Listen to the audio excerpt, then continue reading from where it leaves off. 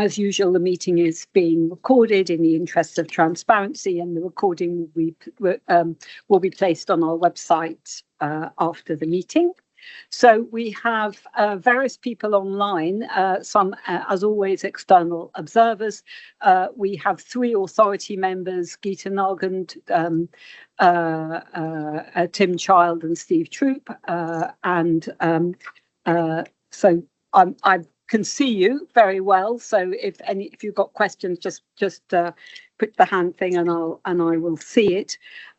We've got apologies from Graham James. And we're delighted that Emma Heslington from the department is joining us in person. So our first meeting, welcome, Emma. So as always, the first thing we do is invite declarations of interest. So I think first, Tim. Yeah, I undertake consultancy work for fertility clinics abroad. Steve Troop. Thank you. Yes, I'm a reproductive scientist and I provide consultancy advice to the fertility sector, largely in the UK. Thank you. Anya? Freelance work within the fertility sector. Alex?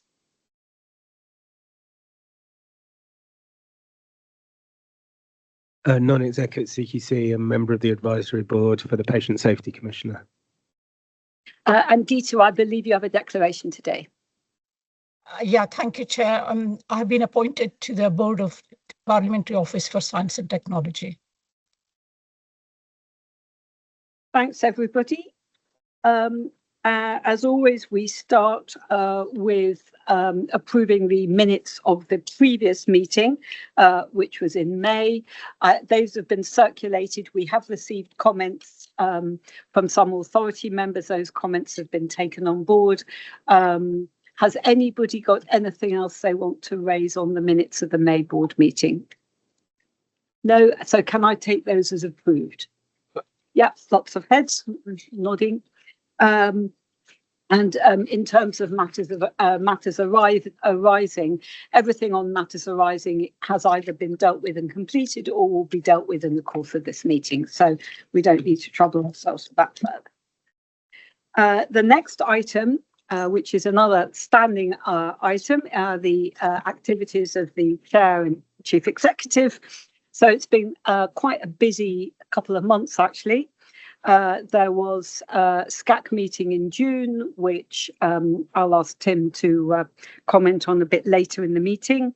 I spent quite a bit of time over the last few weeks, and in particular 2 days this week with the interviews, interviewing, shortlisting and interviewing for 2 new authority members.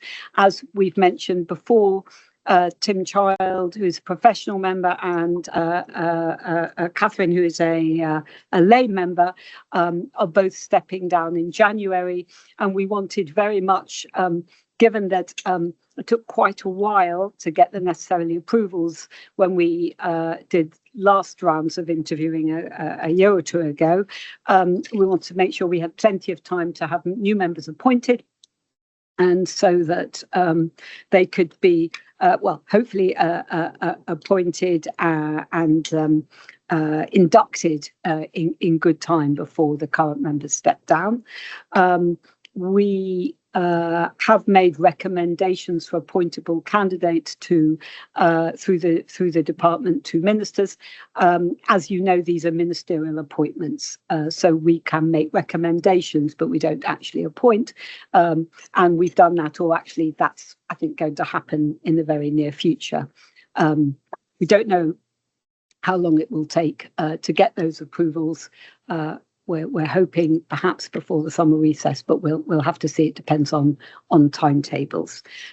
Also, just to say that the advert for the new chair for when I step down next March will be published, I'm hoping, early next week, and then will remain open until the beginning of September. We thought it would be good to do this in good time, so it doesn't, summer holidays doesn't, people will see it before they disappear on holiday and have plenty of time to respond. So if you know anybody who you think might be suitable for the role, definitely look out for it, and definitely I would encourage them to apply. What else? In the middle of June, Peter and I had our annual accountability meeting with our sponsors at the department. This is an annual meeting. Before the meeting, we write a fairly detailed letter of everything of importance and note that's happened in the year. And then we go along to the department and discuss it. I'm pleased to say that actually, as usual, it's a very pleasant meeting. I think we are held in relatively high esteem by the department. I don't think they have to worry about us too much, which I'm delighted. We had some very sort of sensible and helpful chats about some of the challenges that we're all going to be facing, particularly with new technologies. And we also had a very open and helpful discussion about law reform, given that we need to press on with that and hope that over time we can get some parliamentary attention for the reforms that we have proposed. That is an ongoing debate, but certainly we've had a lot of support from the department. We also have a meeting on the stocks with the new permanent secretary, Stan Jones. She's meeting all the ALB chairs and chief executives to talk about strategic priorities. Unfortunately, due to some changing government announcements and so on, she was called away at short notice. But we're hoping that meeting will happen really before too long, and then I can report on it. End of June, we had the summer staff event. As you know, we have two staff events a year, one in summer, one in winter. They are a real opportunity to get all the staff together, to let them know sort of what's going on, to do a little bit of team working, have a bit of a social time as well. So many of our staff, particularly the inspectors, either work from home or out on the road and so on, so they don't get to come into the office and don't get to meet people very often. In fact, I was talking to somebody who had a 6-hour journey from Wales, and then she came in, and then she had a 6-hour journey back again, and it was really it was great to see her. But she felt that it was really important to meet everybody, and she really valued that. And we always do some work on something interesting in the afternoon to build teams. I think one year it was safe breaking. This year it was talking a little bit easier. It was talking about values. But it was a very, very good conversation and a lovely day, despite the fact that it was about 34 degrees outside. And then finally, Peter and I had a meeting with the chair of the new AI Commission. If you know, there's a government commission on AI who is talking to, I think, a number of the ALBs about their response to, what our view of AI is and our response to it and the challenges that it will produce for our organisation. It's chaired by the National Patient Safety Commissioner, Henrietta Hughes, and it was a really good meeting. And we were able to chat through some interesting ideas with her. So I think that was my couple of months. Peter. Thanks, Julia. I can be fairly brief because I won't repeat things you've gone into. Catherine will give a report back on the most recent Audit and Governance Committee. Just on the all staff event, I wanted to extend my thanks to both Julia and to Anya for the time they took to attend. The values work is, most organisations, as you'll know, have a do some work on sort of organisational values. We've not looked at ours in quite some time. As you'll know from other things I've said, the staff survey figures themselves are very, very positive, but it did feel to us that it was a good point to have that conversation again. And I'm fairly hopeful that we can move quite swiftly over the coming weeks and months into a sort of shared value statement about how we want this organisation, how we want to sort of both relate externally and indeed with our internally. So I'll report back on that as the work develops. And just to say that Julia couldn't make it, you'll know that I've reported before that all of the chairs and chief executives of the health arm's length bodies meet periodically to discuss a series of pressing issues. There's a lot of work going on at the moment about things like shared services, IT and the like, and there was another of those meetings towards the end of June. But I'm very happy to take any questions on any of that. Any questions for Peter or I just before we go on? Anya? Not a question, sorry, a comment, but just I really wanted to say what a privilege it was to attend the day, and absolute testimony to all the staff there. You could see the enthusiasm for the work of the HFEA, everyone's personal commitment, and it was just a very, very positive day. So I would recommend to every board member to go, but also it really does showcase what a unique organisation we were. So just wanted to pass on my thanks to all the people that were involved in setting up the day. It was a fantastic afternoon, and for everyone that turned up. So it was thank you very much. Well, pass that on. And actually for authority members, you know, we've now opened it up for authority members, not you know, maybe a couple at a time, so we don't overwhelm everybody. Not en masse. Not en masse. To attend. And I think if you'd like to, you should let Yvonne or me know, because it's definitely worthwhile. And the next one will be around Christmas time. Yeah, Christine.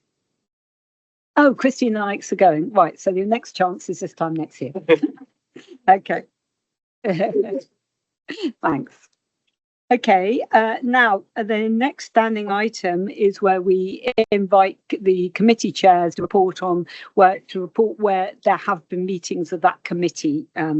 So there's been no licence committee meetings since May, so nothing to say from them, but there have been others. So firstly, statutory approvals, and I'm handing over to Frances Flinter. Thank you. So you have a summary of the meetings held in April and May in your papers for today. There was also a meeting on Monday this week, which Tim very kindly chaired, and the minutes for that will appear in due course. I don't think there's any exceptions I need to comment on. We continue to get very comprehensive paperwork prepared by the Secretariat, particularly useful input from Genetic Alliance representing the patient's perspective. And our decisions, I feel, are well informed and appropriate. So thank you.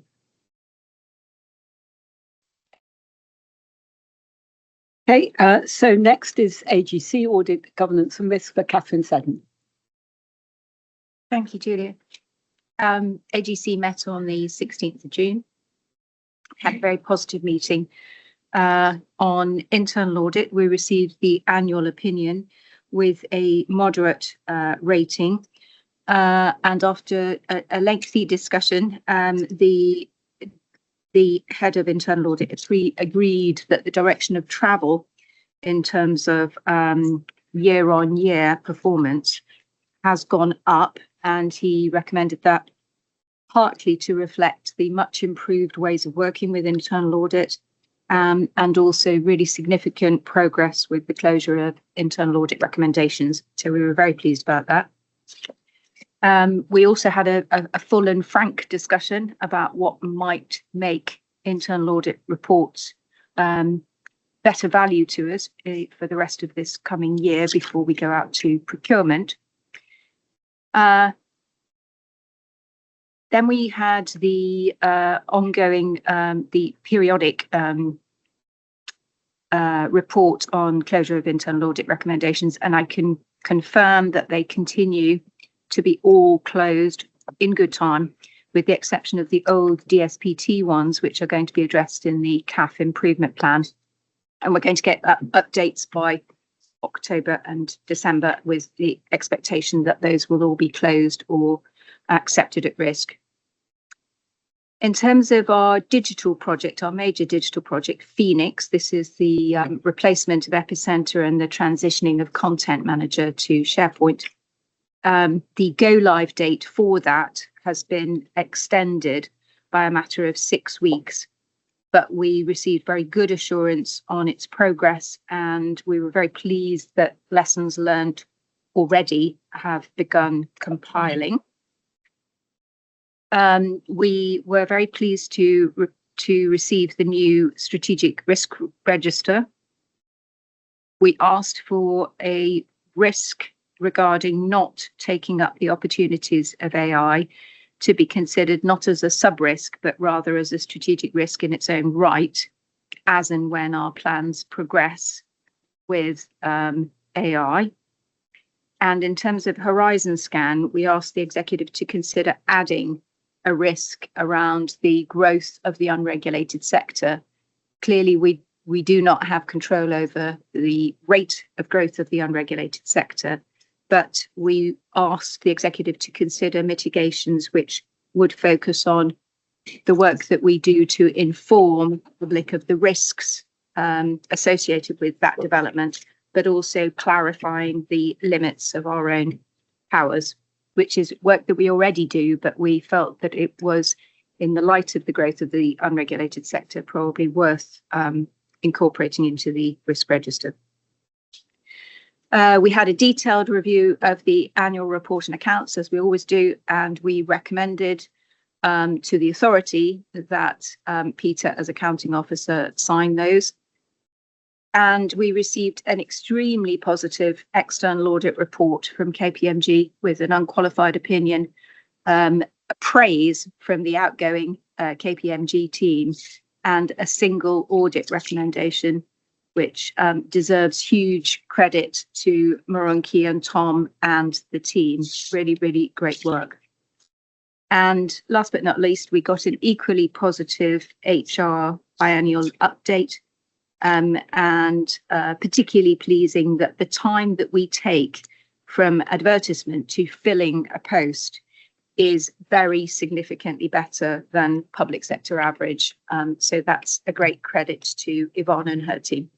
A very small but perfectly forward team. Yeah. Thank you. Any questions? I'm happy to take. Francis.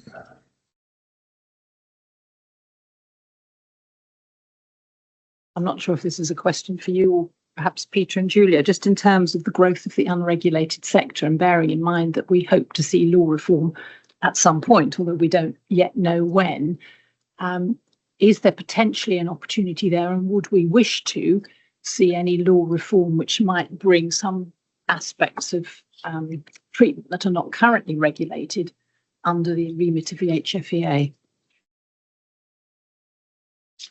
I think the crucial thing here, Francis, for our proposals is effectively what we've tried to do is say that we want, if you like, the regulatory scheme to be delivery neutral, and by that I mean, so the old scheme, as you know, effectively says, these are the sorts of things that require regulation, and the assumption is they happen in a physical premises. And what we're now seeing is a lot of those things, even work connected with licensed clinics, being taken on in somewhere other than licensed premises. I think the issue about unregulated, it's not so much a question of bringing unregulated donation into the license scheme. I think the issue about unregulated donation is how difficult it is to then tackle. It's very difficult to imagine how one could build a regulatory regime around a set of personal relationships or connections that are made online and the like. Our continuing frustration is with the police to some extent, and the reluctance at times to take action. But I think particular with the social media platforms themselves, because it's the platforms that are facilitating this. And while we've had some limited success with platforms taking action with a particular prolific donor, The truth of the matter is that is absolutely the tip of the iceberg, and indeed that donor could simply, rename themselves or advertise as something different, and we could be locked into this cycle again.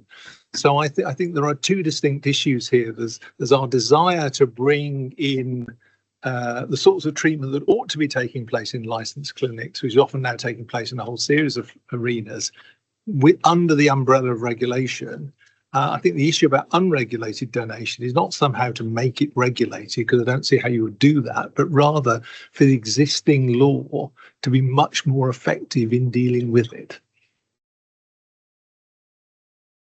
Alex.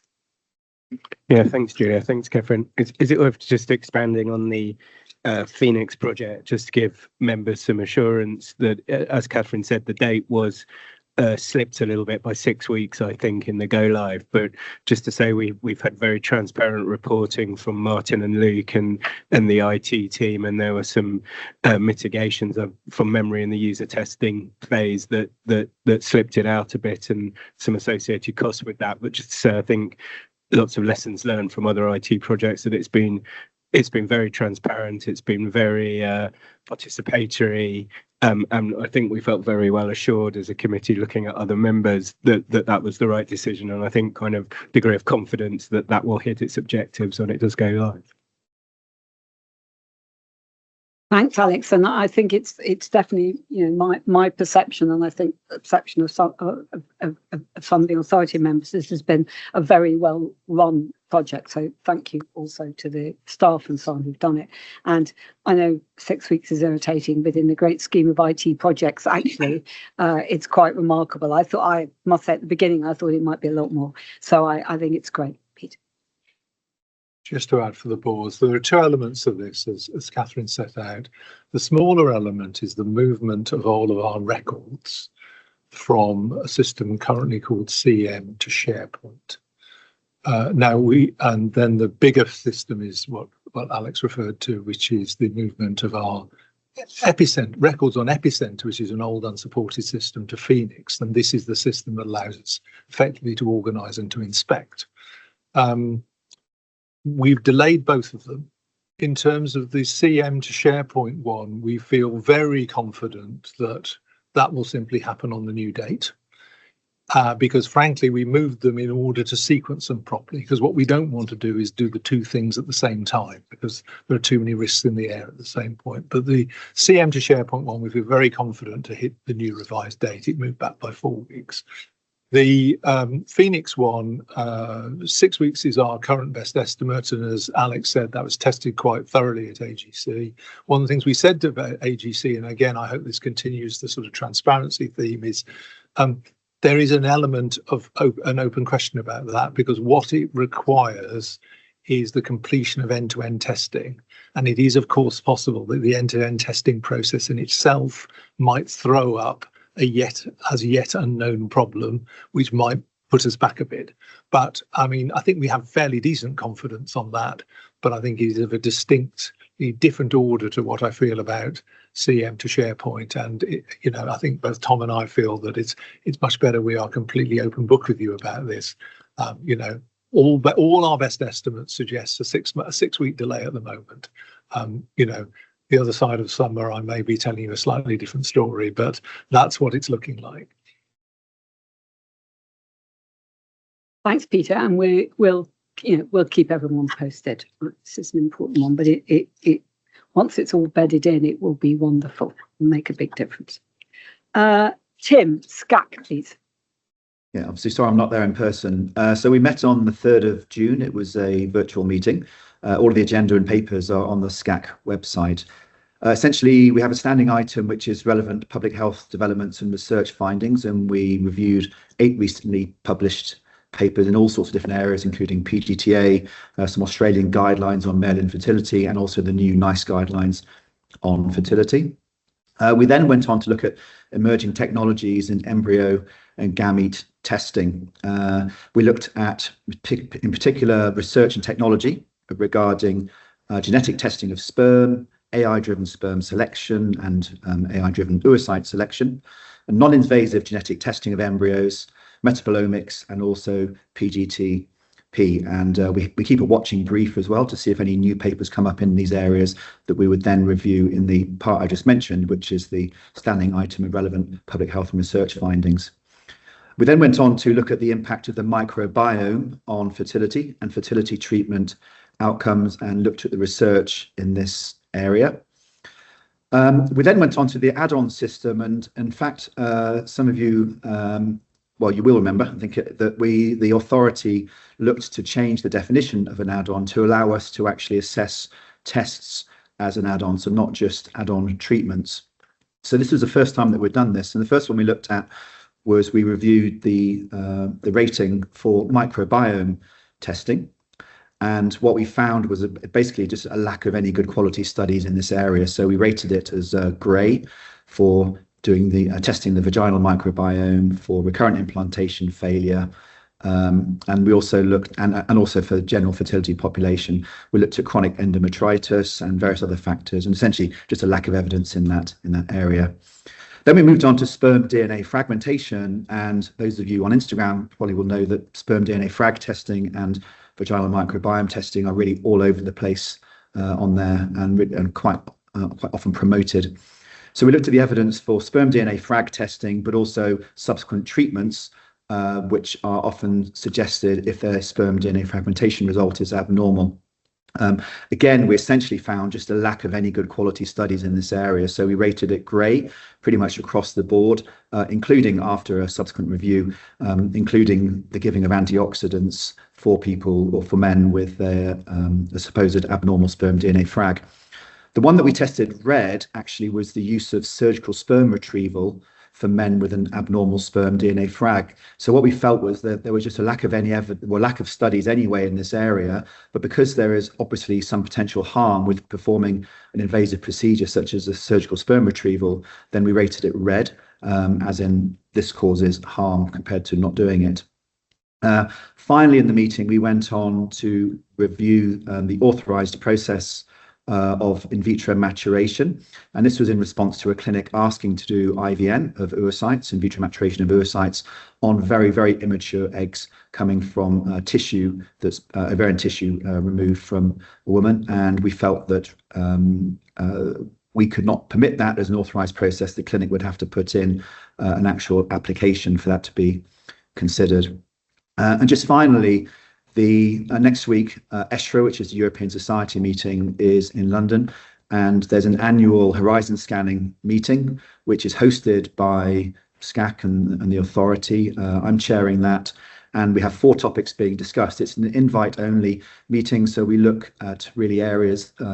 We use the fact that worldwide experts are at the ESHRE meeting, and we invite them to come along and present on some topics that we feel are worth looking at. And then we have invited people coming along to participate as well, and so there's quite a few SCAC and authority members coming along to that. But the 4 topics we're looking at are emerging interventions in oocyte rejuvenation, advances in oocyte IVM, non-invasive chromosomal assessment of embryos, and also environmental determinants of fertility. The outcome of these horizon scanning meeting will be presented to a future authority meeting, so you'll be hearing from me at the October meeting about that. And now, yeah, our next SCAC meeting is the 7th of October. Thank you, Julia. Thanks, Tim, very much. Any questions for Tim? Anya?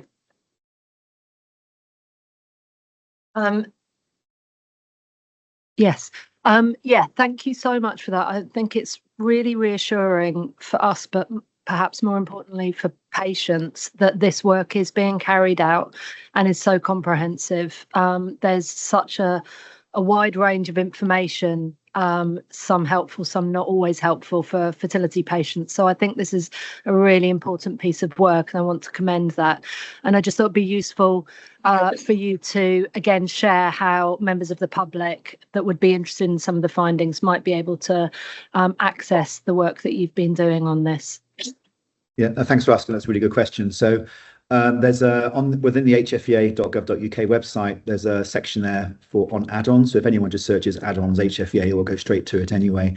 And all of the add-ons, if that's in particular what you're mentioning, if all of the add-ons are listed there with the colours of the different ratings, it's very much written for the non-professional population. So we take a lot of care to make sure that it's not too full of jargon. And very importantly, all of the papers that are used to come up with the rating are listed. The minutes are very detailed, so it's a very, very transparent process that's there. The minutes generally, as for all the committee meetings, are also on the SCAC webpage.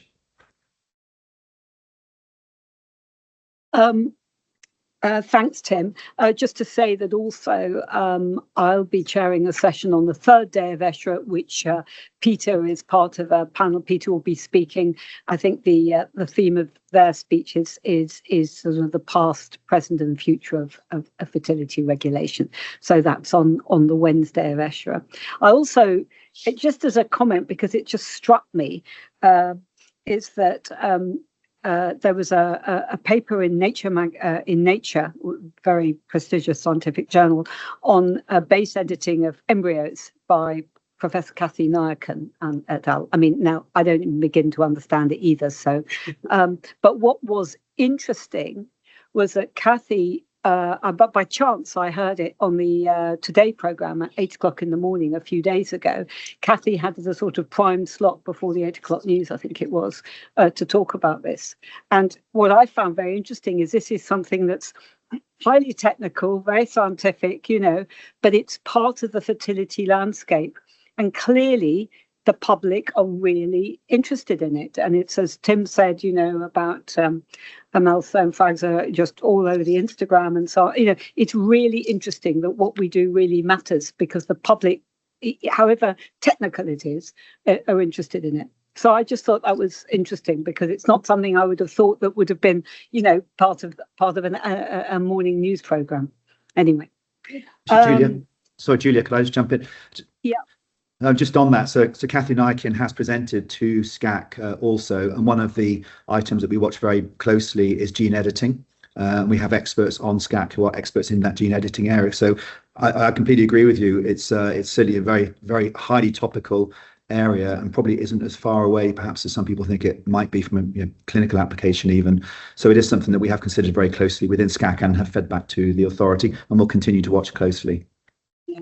Thank you, because this is something we may need to think about regulating, or how we regulate in the future.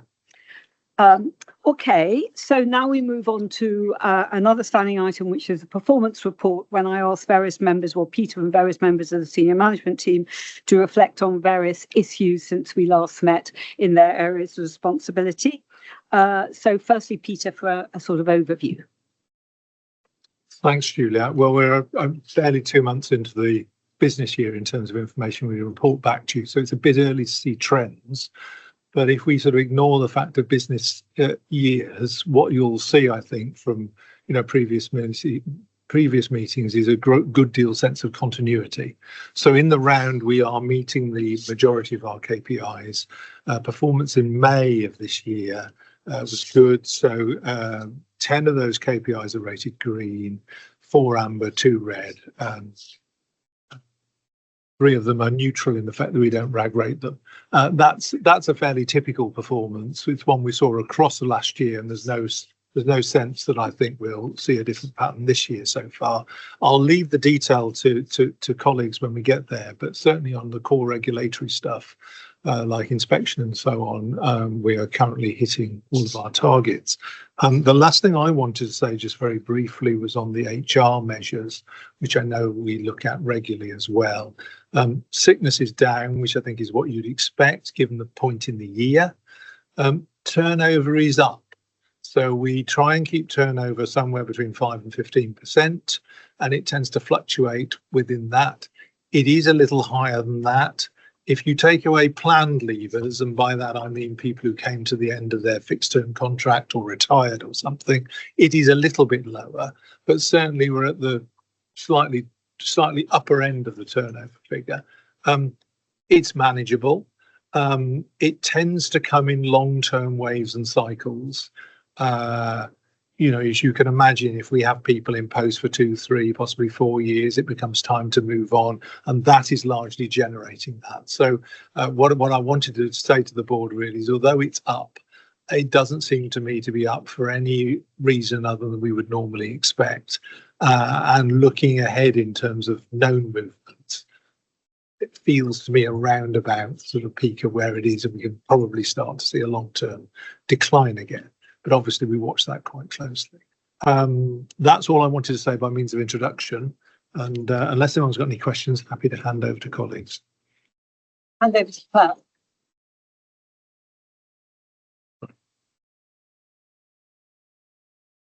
Thanks. So just a few things from my side. I think ESHRA and both the Horizon Scanning meeting that is organised by the Scientific Policy Team and chaired by Tim has been mentioned. And as ESHRA's in London this year, Julia, you mentioned the meeting, the event you're chairing with our Peter, Chief Exec, speaking about the HFEA together with Ying Chong and Peter Ruggun, both of whom are members of SCAC, speaking about the present of fertility regulation and the future.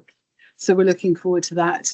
We also have in September this year, mid-September, we have the joint BFS HFEA training day that's been going on for several years now, called Challenges in Managing a Successful Fertility Service. We've had really positive feedback from attendees in previous years, so we hope that will be well attended. That's in person in September. There's been a little bit of parliamentary activity that's obviously not generated by us, but just to bring your attention to, and that was instigated a debate by Baroness Deitch, a former chair of the HFEA, also supported by Geeta, who I know is on the joining this call remotely. And the topic of that was the future of fertility regulation, and it was a good opportunity to hear some members of the House of Lords' views on our modernising fertility law proposals, which are now sort of 3 years down the line. And that's available on the parliamentary website for anyone to see. In terms of activity in the public domain, as members will know, there's been a lot of interest, particularly in June, which is not covered by the performance report, in unregulated sperm donation, not only, but primarily instigated by a BBC Wales Investigates programme, which I'm sure many of you will have watched, which there the journalist was covering the story for about a year before the production took place. Covered a wide variety of issues into unregulated donation. And we also saw a responding interest in our website activity. So our frequently asked questions on unregulated sperm donation had an average viewing of about 100 people a day or 100 views a day. And that spiked on the day of that broadcast, and it was on BBC News Online with about 1,000 views. And the BBC News article helpfully pointed people directly to the FAQs on our website. And we've also seen quite a lot of engagement across social media in that, particularly on LinkedIn, as well as Instagram. And the story continues to get coverage across BBC, but also other channels, including The Sun and various other national and international newspapers. And that continues to be the main area of interest that we are getting from journalists at the moment. However, we also published our annual Fertility Trends publication. I want to thank all the hard work that went on at a staff level and some authority members who helped review that. So particular thanks to people in the research and intelligence and the communication team.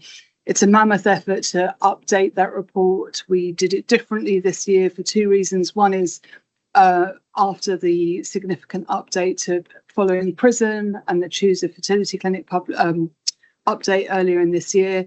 And secondly, now that we have the new register up and running, we are back into producing official statistics, which means the requirements of that publication change. So it was really significant effort. Although we did receive less coverage than in previous years, we did receive some national coverage. And the report itself received over 1,300 views on our website on the day it was published, which is good. And good engagement across social media, again, particularly LinkedIn and also Instagram. The dashboard has been updated accordingly, and we know that we'll continue to refer to that report across the year. Although we didn't receive the level of coverage that we had in previous years, we can discuss perhaps in more detail another time what the reasons were, but just thinking of some of the kind of headline reasons. One was that the data was largely a continuation of what we've seen in previous years, so it's harder for journalists to find a particular newsy hook.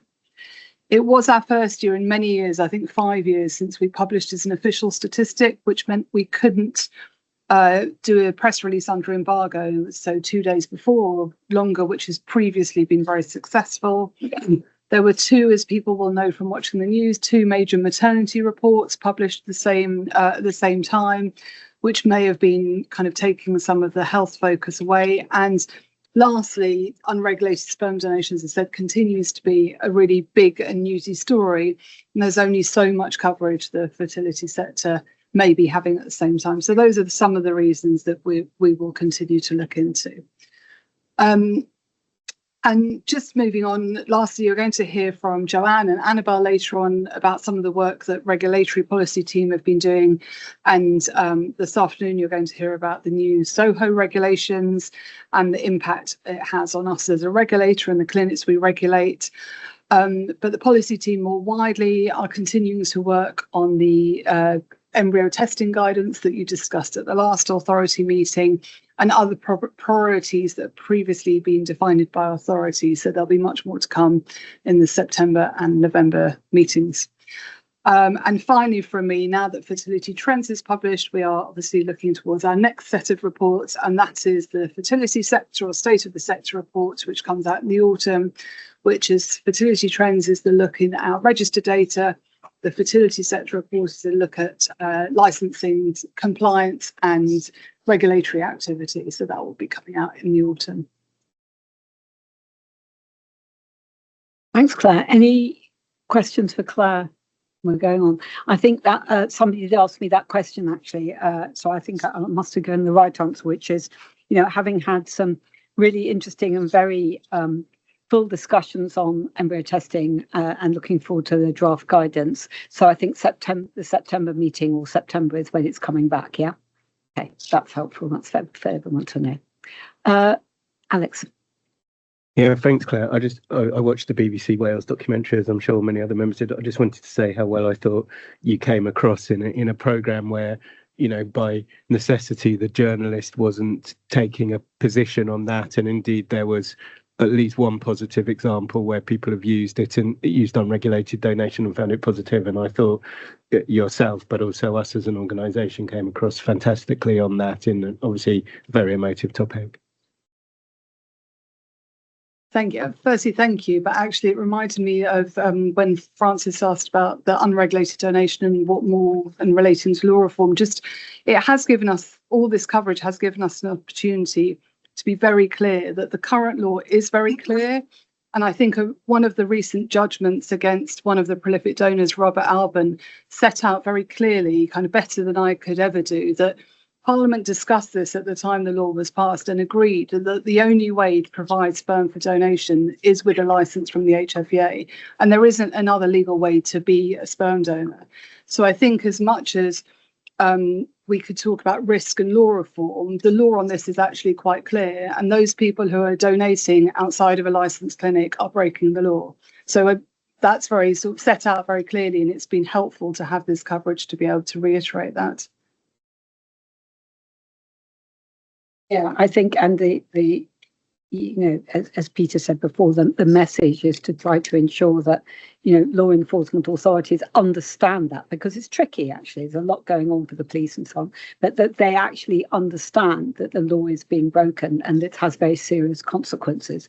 And it is something that we, need to continue just to say at every opportunity, because it's really then in their hands, not ours. Rachel.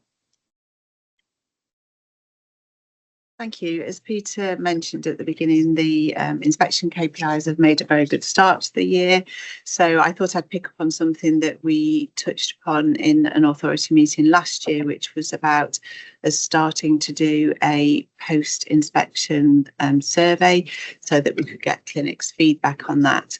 It was a new process that we started, and to start with, the return rate was quite low, sort of in the late 20% of clinics. So In December, we reviewed how we do this, and we've put various mechanisms in place to increase that.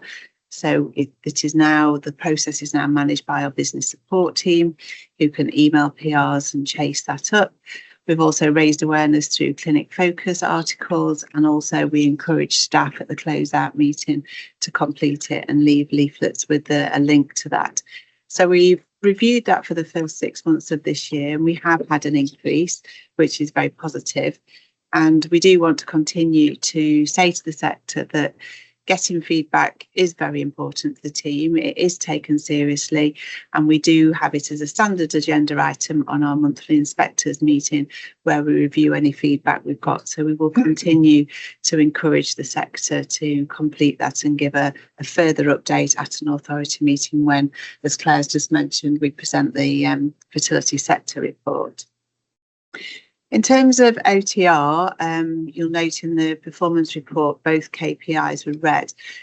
For May, we did have various members of staff on annual leave taking their holiday, and that equated to more or less a whole month's worth of lost work.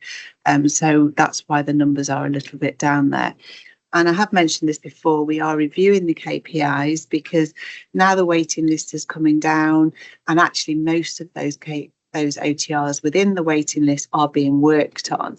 It seems when waiting times are the most important aspect for applicants, we are changing the focus of the KPIs to look at waiting times.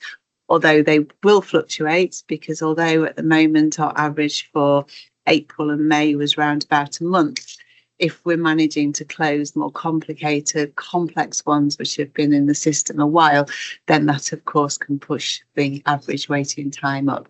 So we will start reporting them, and obviously I will explain those fluctuations and the reasons why going forward, but hopefully we'll see those soon. From the register and information team, just to mention that we've set our audit schedule for this financial year. We've selected 12 clinics to go to, and this is so that we can look at the data that they're submitting, make sure that what we have on our register matches with what the clinic's activity's been, and also it's an opportunity for the register team to talk to those in clinics, help solve any problems that they've got with their register submission as well. We pick the clinics based on quite a different number of factors. Some of that is obviously errors that we see in the system. So if the clinic has had a high data submission error rate for last year, they're more likely to be targeted for this year. We try and not do lots of clinics all in the same group, so we're sharing it around the sector, and so we've got a wide sample as well, a mixture of NHS and private clinics. We did stop doing these after COVID, just in COVID and after COVID, but you know, we're pleased now that PRISM is up and running that we can start doing these again with the register team. Thank you, Rachel. Any questions for Rachel? Comments, questions? No, that's great, and you know, we'll continue to keep an eye on the inspection data and so on. But it's very encouraging that it's all, you know, it's really it's very positive. Tom, finance. Thank you, Chair. I'll start with an update from the planning and governance team. Team's been busy supporting the new member recruitment that you mentioned. They've also been updating all of our induction documents for new members when they arrive. There's been an increasing number of complaints and information requests recently that the team's been logging and responding to. We're going to monitor this situation and keep our policies and processes under review. Regarding the IT team, we're now in the middle of recruiting 2 key roles, an infrastructure engineer role that focuses on core systems and cyber across the HFEA, and a data engineer role that's more PRISM focused. Both of these roles are part of our IT plan and effectively bring additional expertise and resilience onto our payroll. I think we've probably covered the position of Phoenix enough, so I'll just move on. So we've now completed this year's DSPT audit. We've seen a number of important improvements delivered this year for cyber, but a few key actions still remain. These are a priority and they'll be addressed once we've completed Phoenix and we've recruited additional resource. we'll discuss the DSPT findings with AGC in October. Regarding finance, the main focus has been on the annual report and accounts. I'll cover the audit and the publication of the ARA later in the agenda, but I'll update the authority on the year-end position. At the authority in May, we shared a pre-audit deficit for 25-26 of £299,000. During the audit, there were several adjustments put through the accounts which changed the position. In particular, we had to make some significant revisions to estimated income from 3 clinics that have enduring gaps in the data that they've been submitting to PRISM. These changes moved our deficit to £875,000, so it's quite a significant movement. Our accounts that you should have seen, show a deficit of around £2 million because they don't include the grant in aid in our bottom line. We've been in close discussion with the department about this changing position. They've been supportive of the decisions that we've made in changing the estimates about income and are able to absorb this additional deficit. Regarding 26-27, it's a bit too early in the year to have a proper indication of any divergence from the annual budget. Things are broadly where we'd expect them to be for this time of year. We'll undertake a full review of year-end forecast at the end of June when we do Q1 review. Regarding our ongoing review of fees, we're finalising a set of options that the authority is aware of for discussion with the department. I'm currently talking to a range of clinics of different sizes and with different types of licence to get a better feel for how these changes might impact on individual clinics. We'll report back to the authority on the fee review once we've started discussions with the department. Are there any questions? Questions for Tom? I did actually have one. You mentioned, maybe I got the wrong end of the stick, but that at the very beginning when you're talking about the IT that you had an increase in the number of complaints. Just expand on what that was. So these are just complaints in general, the volume of complaints that we received and also the volume of information access requests has increased over the past year or so. Can't really see any obvious trends in the types of questions that are being asked, but volumes are up. I think we've also got a situation where we've got higher volumes of requests from individuals where an individual will ask will potentially make a complaint, potentially ask for a review of the complaint, and then ask for a freedom of information access request, potentially a subject access request. So we're just looking at our processes and policies for managing these in the most quick and effective way we can. Peter, do we have any sort of visibility about why this has increased or what sort of complaints? There appears to be no trend. So what we're not seeing is a rise in a number of people complaining about the same thing. So they appear to be coincidental rather than related to a trend. I do think in one sense it's possible. So, you know, all public bodies are subject to various sorts of information access rules. And that might be about data protection, it might be freedom of information, it might be subject access requests, etc. They are similar but rather different statutory processes, and they allow the members of the public and other people to certain sorts of information the public body holds. I think what Tom is pointing to, and one of the things we're aware of now, is we are seeing an increase in those kind of requests, and that in itself requires us, I think, to look at our processes to see that we can handle them as efficiently as we can. So this is not about restricting access to anyone their statutory information, but I think there are issues about our own processes and signposting between these different ways of accessing information and the like that we need to give some time to, because I think this sort of increase, if it continues or goes up, will represent quite a significant drain on staff resources at a time when, as you all know, public finances are tight, and one of the things the department are particularly keen on at the moment is ensuring that organisations don't go beyond their existing headcount. And so we're going to have to find a way of meeting all of those statutory requirements placed upon us, but more efficiently. So that's the conversation we need to have. Catherine. Just to reflect that in terms of fitness to practice of other healthcare bodies, the complaints giving rise to fitness to practice investigations have gone up to 50% across the board. And there doesn't seem to be any particular reason for that, with the possible exception that a number of the wordings of complaints seem to suggest a propensity to have sourced AI in framing a complaint. And I wondered whether we'd also seen that in the framing of complaints. Really interesting. Peter? We've seen a couple that have that sort of language where people write quite technical and detailed requests, all of a slightly similar character, which I think probably suggests that some of them have a sort of AI basis. Sophie's.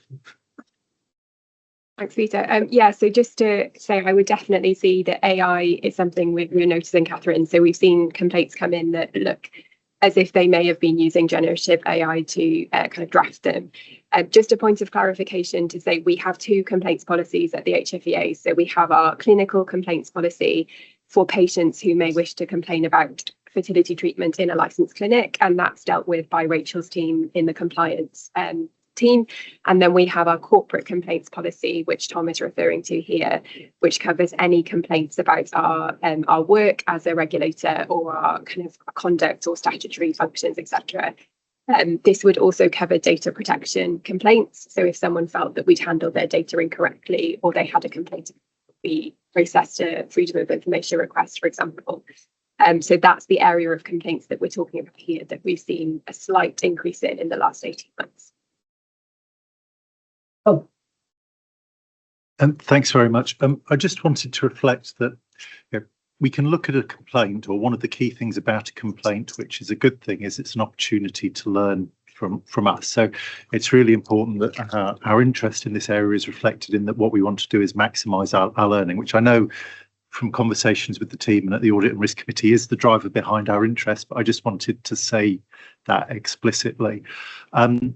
When we look at the increase, I think that there are different reasons that we could think about what that is driving that increase. So one is something could have happened and we should be concerned about that happening and trying to find it out. And the fact that there's no pattern suggests that maybe that's not the case, but actually we do need to make sure or continue to keep under review that that's not something that we should be acting on. It feels like there are two other possibilities that might be happening. So one is that with the advent of AI, then it's a good thing people are feeling more empowered to put things in. So we could be learning from that. So that's not necessarily restricted to us, but also we shouldn't be worried about it as a problem. We should be considering it as an opportunity to learn because more people are engaging and using those new tools to put things in. Or it could be that actually this is a potential new burden for us that we have to consider how we work because people are using it, not deliberately, but in a way that actually is more of a challenge for us because it's easier to do that. I think it would be really helpful to maybe speak to some of the other arm's length bodies to see whether or not they've seen a similar increase in these sorts of asks and trends, just to understand if it's a broader thing, because that would help. And maybe also at some point, it would be quite useful to understand if the learning from the complaints are actually helpful to us in improving our processes as well, because I think that would help us determine the extent that whether or not we should welcome this or actually be quite worried about it as an additional burden when actually, being honest, our resources could be better focused on other things, and that might also determine how we deal with it. So that's kind of a suggestion rather than a question, but just my thoughts on that. I agree with all of that, Tom. One of the things we're trying to encourage on all of this as well, particularly with these corporate complaints, is where we have made errors, being pretty frank with the complainant that we've made an error. So what we're not trying to do is sort of put up bureaucratic walls or find very convoluted ways of not quite saying sorry. There are occasions where people make errors. And I take the view that, if you like, all organisations make errors. The kind of question is, are they systematic? How do you learn from them? And so on and so forth. And I think we've tried to instill a kind of policy that where somebody has complained about something and they're probably right that we've erred from our policy or something else, or we've just made a straightforward human error, that we're pretty frank about that. But you're right. I think there's the thing I would say about all of that is whether or not there are opportunities for learning or just burdensome, they all take resource. So you know, we need to manage it either way. So we're going back to Tom for an update on the situation with the annual report and accounts. I just wanted to say, as you know, we approved them back in June. We then had to approve the accounting officer to sign them, and we did that because of the speed, because of the timetable. We had to do that by a very quick email. So all I just wanted to say was thank everybody very much, because everybody responded like within 24 hours, which we had to do. We don't normally do this. So thank you. Okay, over to you, Tom. Thank you, Chair. Yeah, so as Catherine said, AGC went through the audit and through the annual report and accounts in detail with KPMG and the NAO. Looking at the audit completion report, as Catherine said, it was very positive. They were much more comfortable this year with the income recognition coming through PRISM than they were last year. And I think that's testament to the work from finance and IT in getting them comfortable and helping them to understand how our systems work and kind of what the risks are within those systems. And as Catherine said, they found far fewer risks this year than they did last year. I mean, that was great. That certainly reduced the amount of kind of testing and work that the finance team would have put in if they'd found more risks in their audit. It's also helpful as we're moving away, I think, as Catherine said, from KPMG running our audits next year. The NAO will be running them. So to start with a lower risk is great, because that risk assessment is how NAO will determine the complexity of the audit and the amount of resources that they need when they run it next year. I think just to say the main point that we did find in the audit this year, as I kind of mentioned, was the significant reduction in estimated income from the 3 clinics, and KPMG and NAO were quite comfortable with the assessment that we made and the decision that we'd made. And similarly, I'd really like to thank Marunki, Nick and Lillian for the huge effort that they went in providing all the information and doing all the work to get the ARA over the line on time. And so, so you guys signed off the out of committee on the 19th of June. Peter signed the accounts on the 25th of June after a few late changes raised by NAO. The accounts were finally laid in Parliament yesterday. So, yeah. Any questions? Questions? Tom, while you're there then, why don't we just hand over to you again for the strategic risk register item. You will recall that we look at this once a year to approve it and see if there are any changes to policy or whatever. And now's that time. So, Tom, it's good. Thank you, Jeff. Just to say that that's going to be Shabir who's. Yeah, I'm so sorry, Tom. Shabir, I'm extremely sorry, Shabir. Over to you. Thank you, Chair. So the strategic risk register was presented at June AGC. Unfortunately, I wasn't there myself. So, Catherine, if there's anything else that you wanted to add, but the paper, I'll take it as read. It just explains that we kept the strategic risks as they were compared to the last time, with updates through to every strategic risk. There were also at the February AGC, the risk policy and the updated risk appetite statement were presented at AGC, and AGC recommended some additions and changes. So these were implemented and approved at June AGC as well. So I'll open it up for questions. Catherine, do you want to add anything? Or? Only the 2 points that I already relayed in the update from AGC, which is what you see on page 49 under operational. Whilst we understood why the executive had decided to put the opportunities of AI not being realised as a sub-risk around operational, we felt that certainly as we go forward, it needs to come out and be a strategic risk in its own right. And then, as I said in our horizon scanning, we asked the executive also to consider the growth of the unregulated sector and what we were specifically doing to mitigate in terms of patient safety. Thank you. Thank you. Any questions from anybody, or for Shabir or for Catherine? Okay. Alex. Yeah, thanks, Shabir and Catherine. I think the other point about the unregulated sector was which I think would probably be a sub-risk, which we also discussed at AGC, was the risk to our reputation that you know the public don't really see us saying, sorry, we can't regulate that as an acceptable reason when they've lost thousands of pounds through investing in that. So just to call out that sub-risk, as well as the point Catherine made about trying to the risk about trying to stop the sector, and taking the points Peter made earlier, that's very hard to do that. Steve, I can see you've got your hand up online. Thank you, Julia. Just very quickly, and I apologise for this question in a sense, but when looking at the risk appetite statement, it says that reputational has been removed from the information security risks because the risk appetite is low. Would you be kind enough just to explain that in lay terms, why you would remove reputational from that section? Catherine. I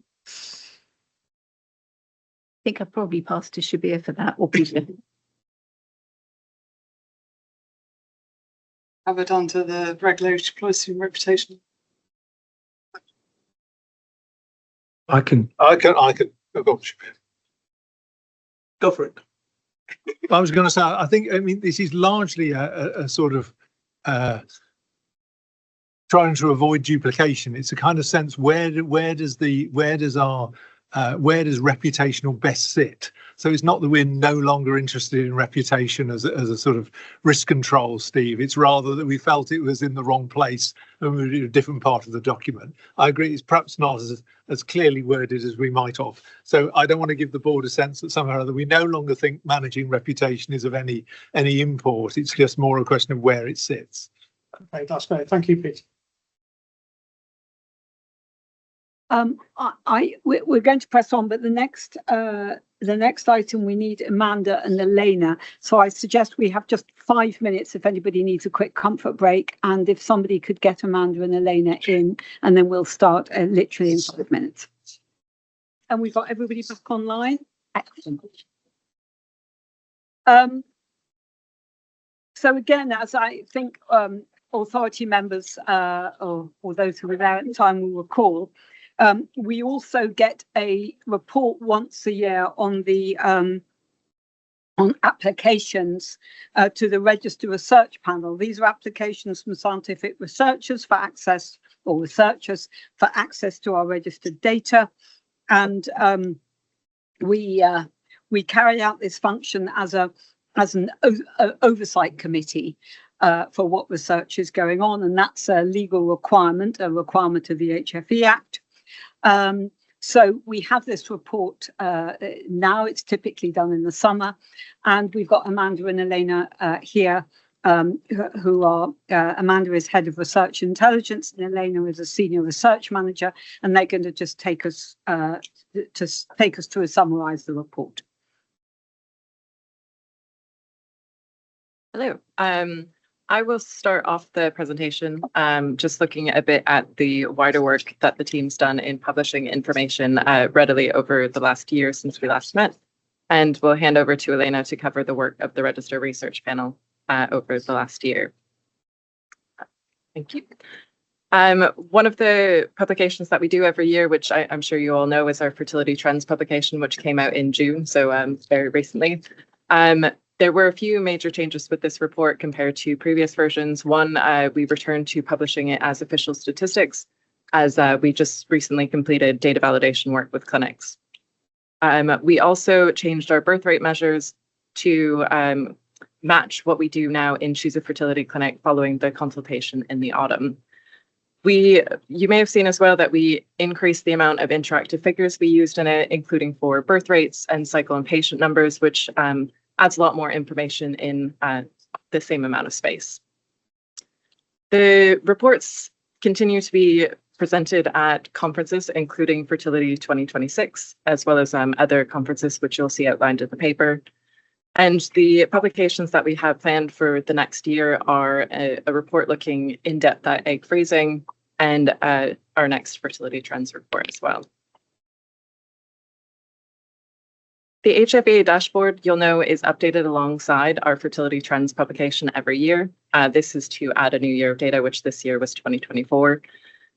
We additionally, for this one, updated our birth rates measures alongside the changes to CAFCA and fertility trends. We added in a few more granular bits of information around patient age on a few pages. And you'll see from the views listed, since launch in January 2024, we've had over 140,000 views of the dashboard, which reassuringly, we're still seeing the numbers to be quite high, with 60,000 over the last year since we last met. Presentations on the dashboard, we had a presentation at the Royal Statistical Society International Conference in September, looking at accessible dashboard use. The HFEA dashboard and our publications generally continue to be cited in academic publications, used at conferences, and are able to answer most of the FOI, PQs, or other requests that we're receiving in. So they're still of value, but we, of course, still review any feedback that we're getting in, what kind of questions can't be answered in the dashboard or publications, and look to update these in future based on those. From that, I'll hand over to Elena. Hello, so I'll be giving you an update on the work of the Register Research Panel in the last year. We have approved 3 projects in the last year, although one remains still conditionally approved.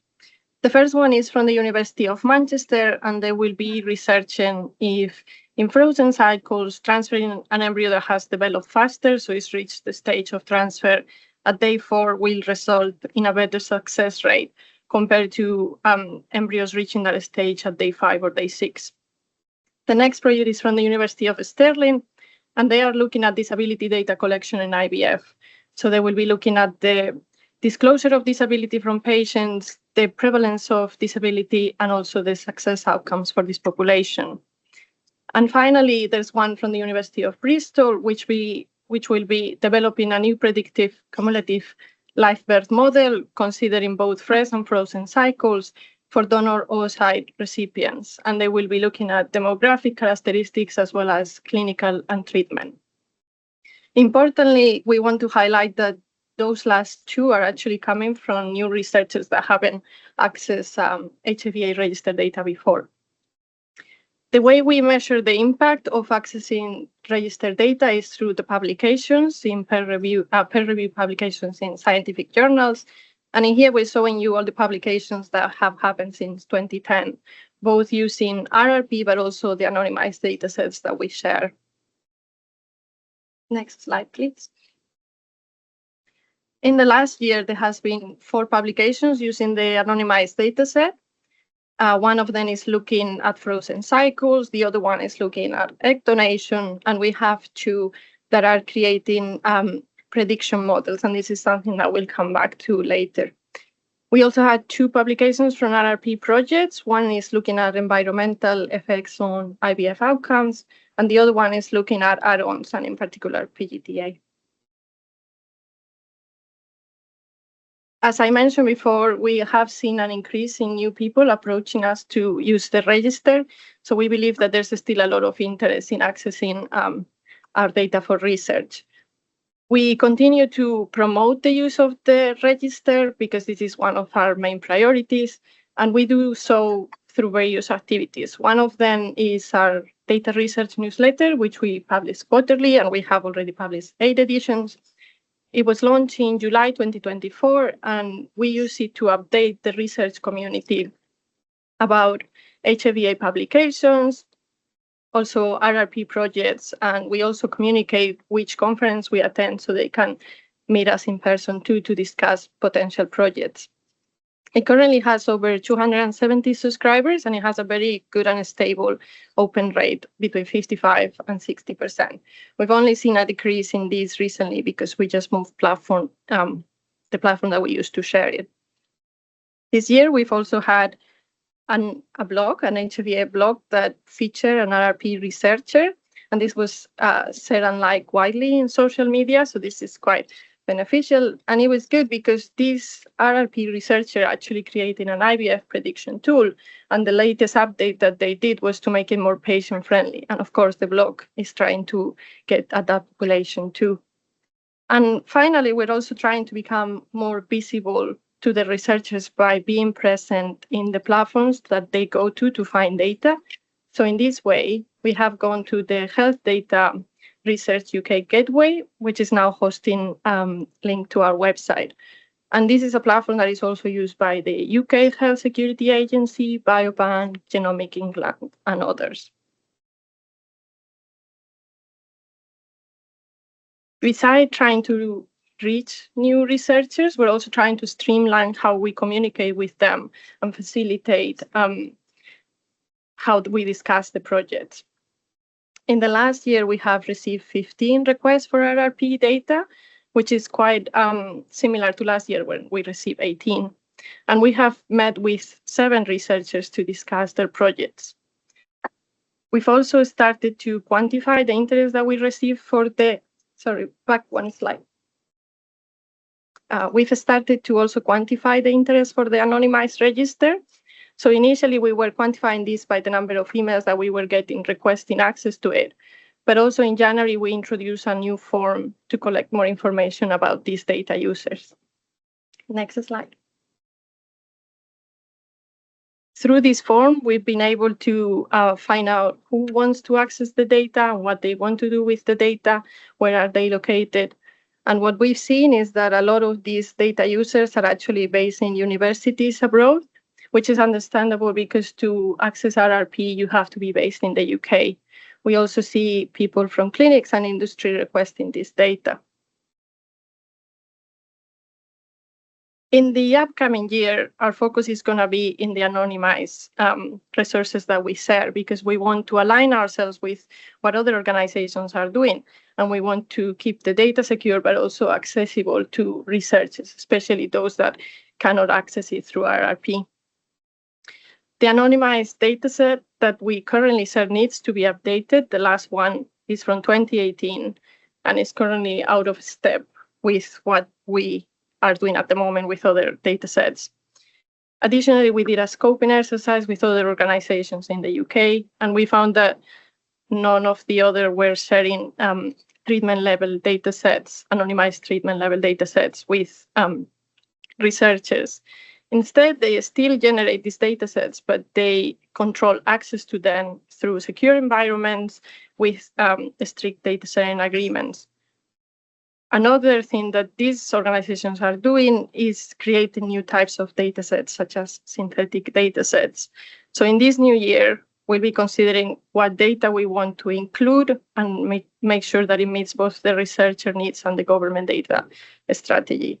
So the first option that we are considering here is the generation of a synthetic dataset.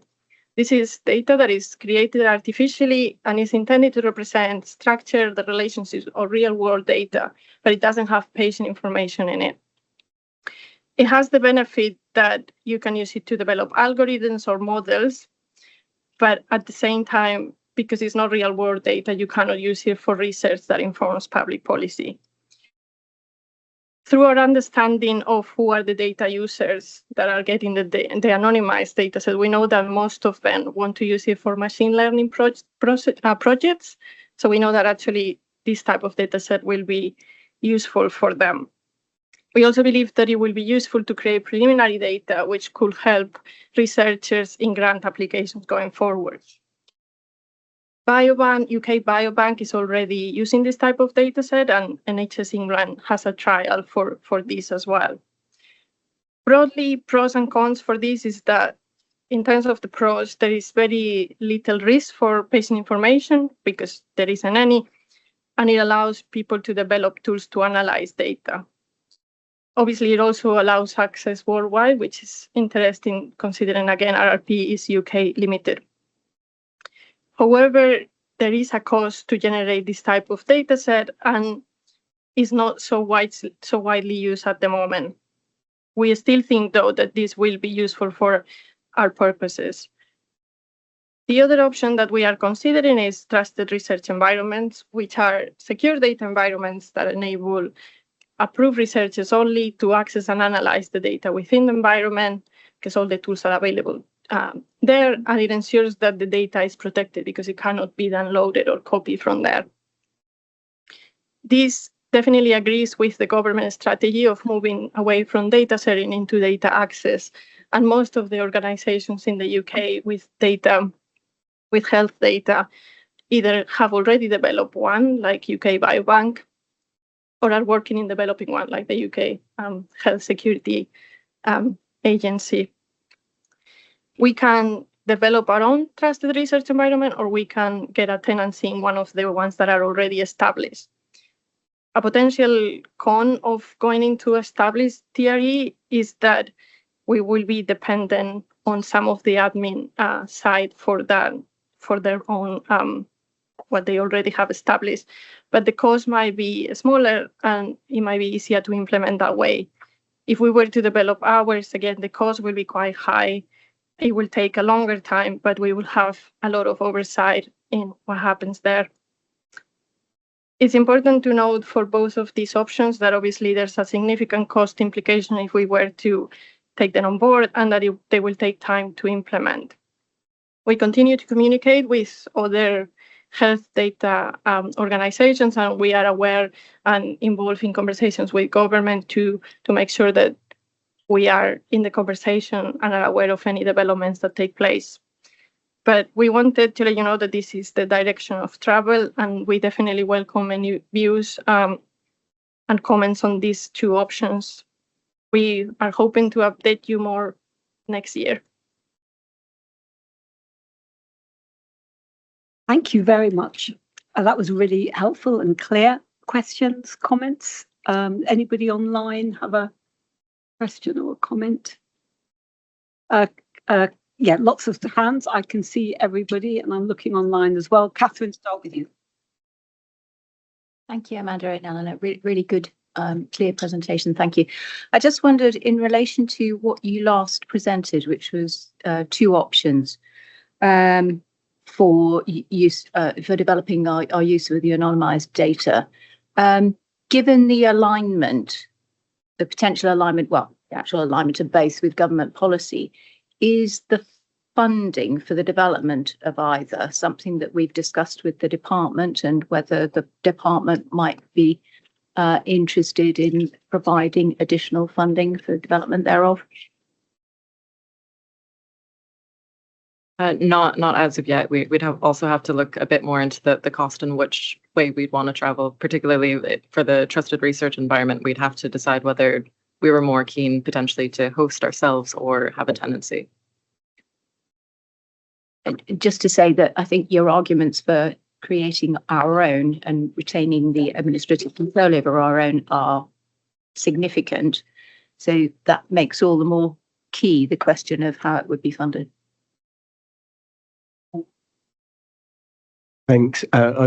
Thanks for the presentation, guys. And I support the trusted research environment. I think the better way is that we've got control of the data and people can dip in rather than traditionally giving them the data. But I wanted to make a point that was kind of deliberately a little bit provocative. In the, following the King's speech, we're expecting responsibilities around growth, and research is a good way of stimulating growth, but getting research into practice is a better way of stimulating growth. And you look at that list of research establishments in ADXA, and it's a fairly narrow list of one NHS trust and some esteemed universities, and the definition of research establishments are becoming more and more blurred, in that you have some wholly privately funded organisations doing very, very ethical research that I suspect, and correct me if I'm wrong, we might not grant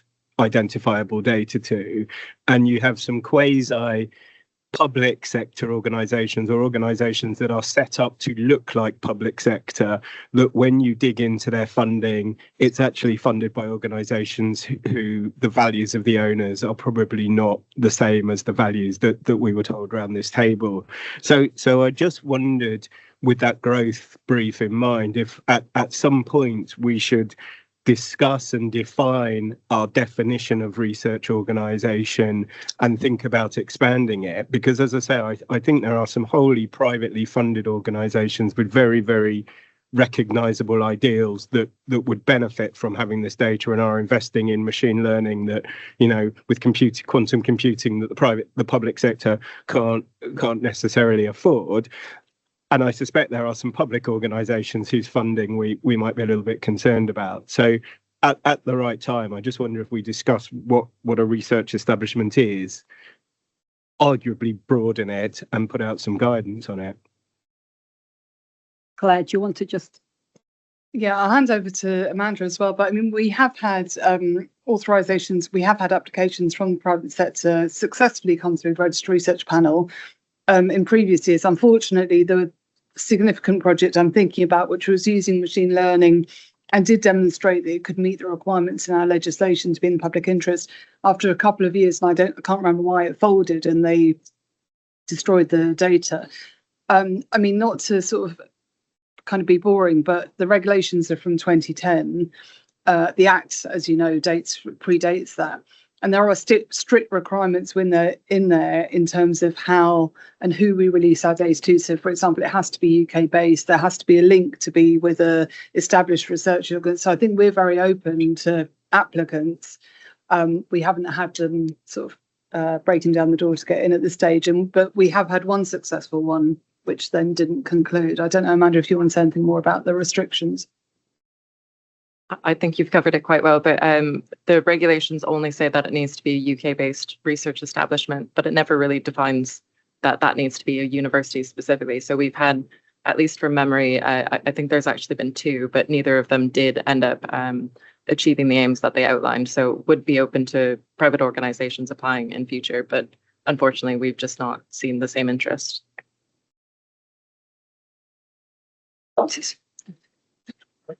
I thought this was a really interesting paper, so thank you. And I was very encouraged and found it very interesting to read the list of publications. I note you say that you have this wonderful newsletter that's going to researchers that tells them what's going on, but I just wondered whether that could perhaps be broadened. And I was thinking of things like Clinic Focus to let them know what research projects have been authorised and what publications there have been. And the specific reason I mention that is that I know that there's always a number of resident doctors who are looking for projects to do, maybe for a term, maybe for a year, for a master's, or potentially even looking towards PhD. They may not yet be part of a formal research community, but it would be nice to think that we took every opportunity to alert them that this very rich set of data is available. And therefore they can start thinking about what sort of projects they might like to do, how they could use those data, and then start looking around for a supervisor who's likely to be somebody within the university somewhere. But I suppose in general, what I'm saying is, what can we do to encourage a wider group of people to consider requesting access to this data, because there is so much there and I'm sure we're not exploiting it as much as we could do. Thank you. On the Clinic Focus, that's a very good point. We have had crossover between the data research newsletter content and Clinic Focus in the past, but we could look to see whether there's anything more that's realistic to do there. I would say for trying to generate interest outside of kind of the people who already know about us, I suppose going to conferences where people working on fertility are, but as Elena mentioned in her presentation, going to places where people are already doing healthcare research, particularly if someone's, for instance, doing healthcare research, considering the fertility aspect of any of those data sets, so HDR UK, other organizations, or if we were to be a tenant in another organization's TRE, if that is the direction of travel, making sure it's one that's quite aligned with us. So having fertility data could be a benefit to it as well. Did you? Yes, I did. It's sort of building on both those questions. So to come back to you, Alex, do you think there's a I mean, as both Claire and Amanda said, we have had some engagement with people outside of traditional research universities. Do you think there's a different sort of way of reaching the kind of people you're talking about, point one? And point two, as Claire said, I mean, you know, the regs are quite old. And one of the things we have to be careful with in managing demand is we are tightly circumscribed in the regs by what we can charge. And to cut a long story short, it doesn't remotely cover the costs of doing the work. So there's a sort of sense in which we obviously are sitting on a very rich resource. We'd like it to be used by as many people as possible on any sort of sensible topic. That could be both in the private sector, the public sector, third sector, et cetera, et cetera. Yet equally, if we suddenly got incredibly lucky in generating an awful lot of demand, this is a lost leader for us. So there's a kind of, there's you know, yes, we want to reach out more, but there is an ongoing conversation with the department about the regulations and such, because actually, you know, we're rather hamstrung in our ability to actually exploit and make the most of this, because I can't give exact figures, but there's no way the costs we're allowed to charge cover the costs of preparing the data in order to do serious work with it.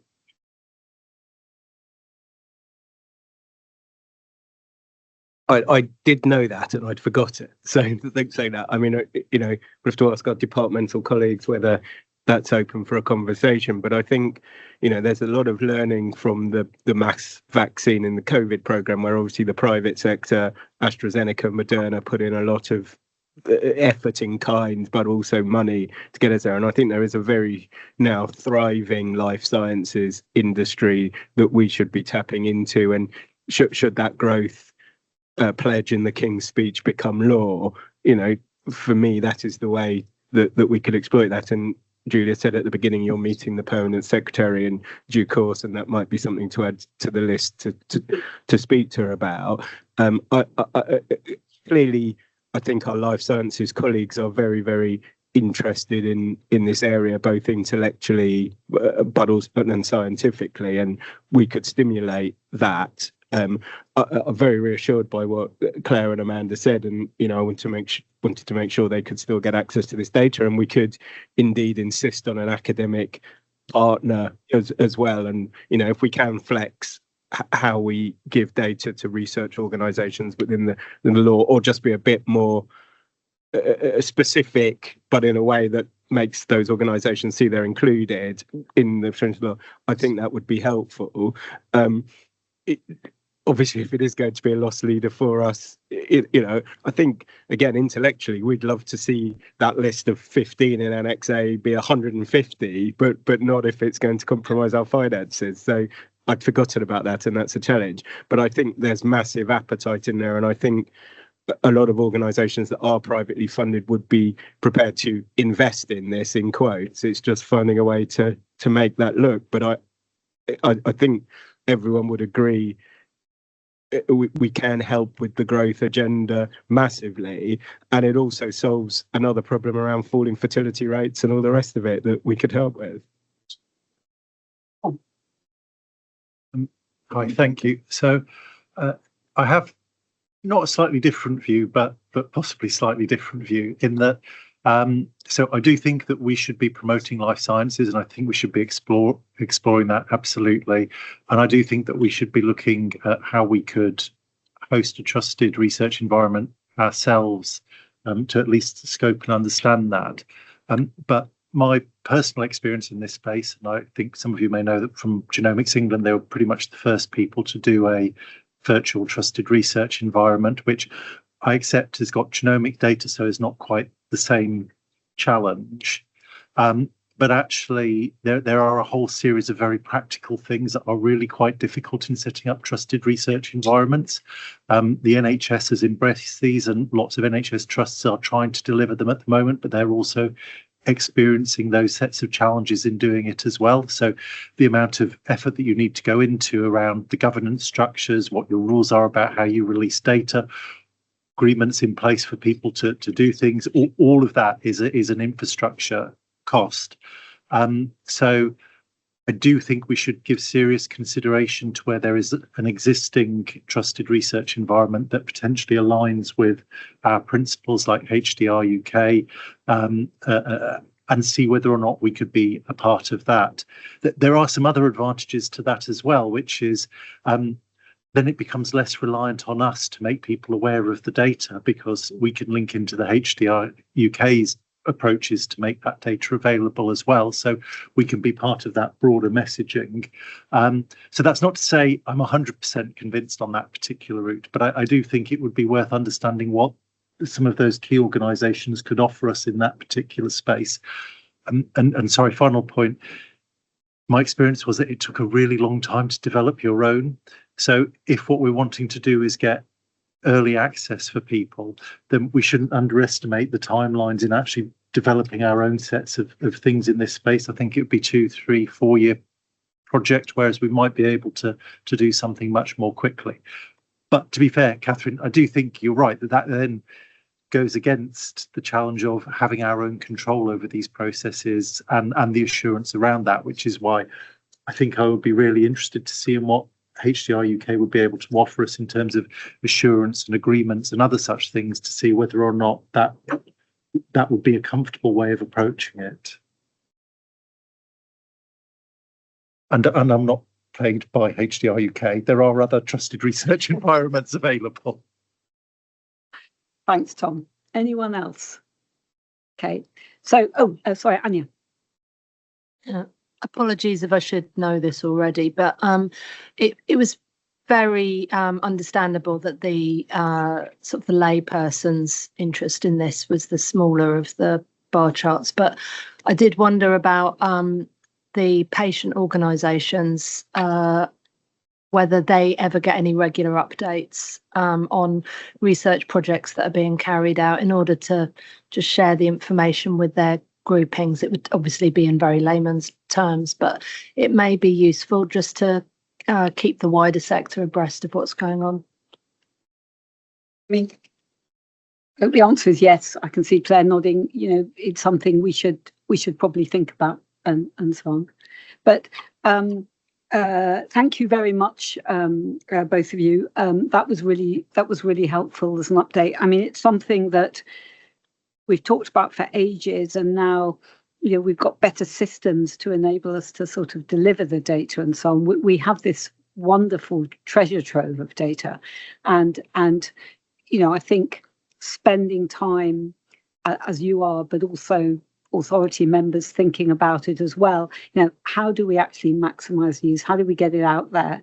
I mean, I know it's problematic from the cost and so on, and that's something else that, you know, Peter, maybe we should be taking up with Permanent Secretary to look, you know, given the government's sort of innovation agenda and scientific excellence being at the heart of everything, you know, how can we work together to make this more available at a reasonable cost for us and with ease? So it's something to be thinking about, and we'll take that away.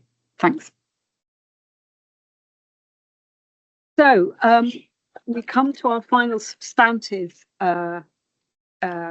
issue, which is about the SoHO regulations. 10 years since Brexit almost, isn't it? Amazing.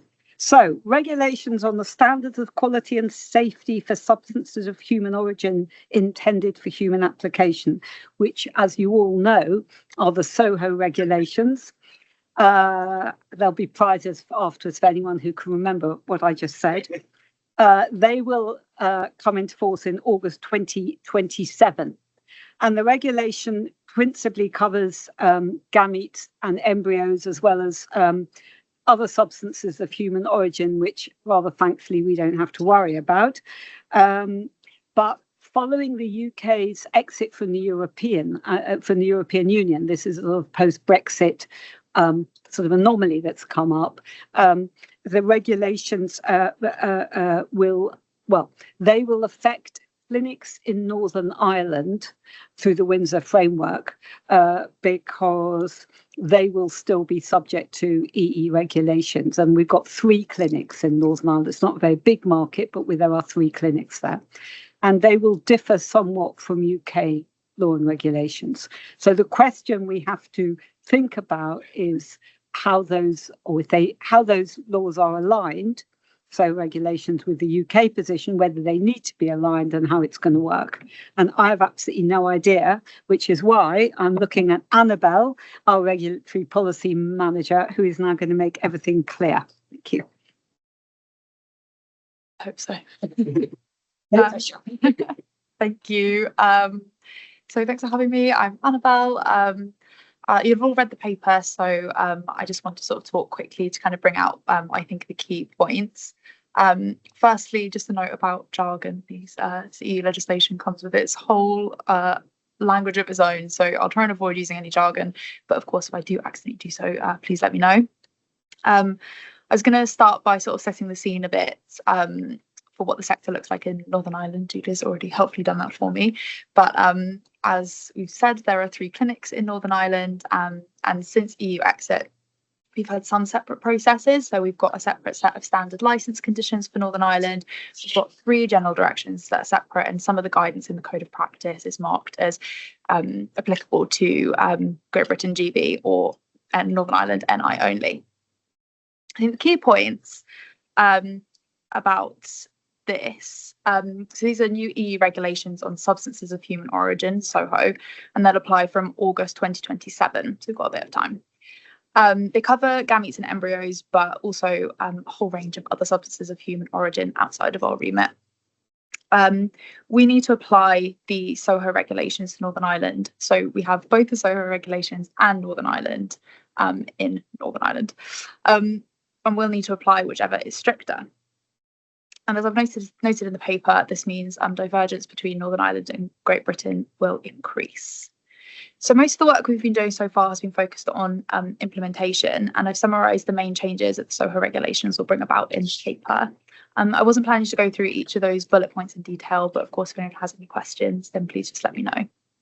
I think for our purposes today, it's especially helpful to note that we will be updating standard licence conditions for Northern Ireland, and I think around 5 general directions, and I'll be bringing a fuller update to you in November to sign off on those quite detailed updates. As I said, we already have some of these separate processes and some separate guidance. So in practice, implementation will look like updating those separate processes or creating new separate processes where needed. For example, we might need some more NI-specific SOPs. And that kind of neatly brings me on to points kind of about divergence. As I've said in the paper, where possible, it makes sense if we can keep divergence between GB and NI to a minimum. So we wouldn't be creating kind of NI specific guidance or processes unless we need to. And I think it's particularly important for anything that directly affects patients, so we can keep a kind of internal consistency across the UK. However, the SoHO regulations will increase divergence now and will likely increase divergence over time. And I've put some sort of specific mechanisms where we think that'll happen in the paper. So moving on to the final section, one way to think about it is that the only way to sort of really minimise divergence would be changes to UK law to align with SoHO regulation. Although, again, as I said in the paper, I wouldn't want to sort of recommend any changes to Great Britain if we don't think that will bring about some kind of benefit. The HSC is sensibly taking this opportunity to review UK legislation on SoHO. And it's interesting that several changes in the SoHO regulations align with our proposals for law reform that we made in 2023. And I've set out the detail about that alignment in Annex A. As I said in the paper, DHC held a call for evidence to review UK law on SoHO that closed in June. We responded to that and we based our response on our existing policy position, as I say, in the Modernising the Act report on those proposals for law reform. What I would appreciate your thoughts on today is whether we should take the position to press for any additional changes outside of those proposals in our ongoing discussions. In particular, there are some stakeholder roundtables due to take place at the end of the month. So that's the decision. So option 1 is, I suppose, to stick to our existing proposals, and option 2 is to press for 1 or more further changes. I've set out those possible changes in Annex B in rows A to H, where I think it's worth sort of emphasising that a decision today to recommend any of these changes would only be the start of a discussion about whether that change will come about. SoHO regulation, as we've said, covers a wide range of SoHo. And I know that DHSC were balancing sort of competing demands from different stakeholders for different changes. So I don't know when or what it might look like specifically for any recommendations relating to SoHo within our remit. But of course, it is worth discussing. Before we go to the decision, before I sort of hand over to you, I just want to draw your attention to the final section, which is about next steps. And most importantly, as I said, this further update in November with a bit more detail, and of course, the SoHO regulations applying from August 2027.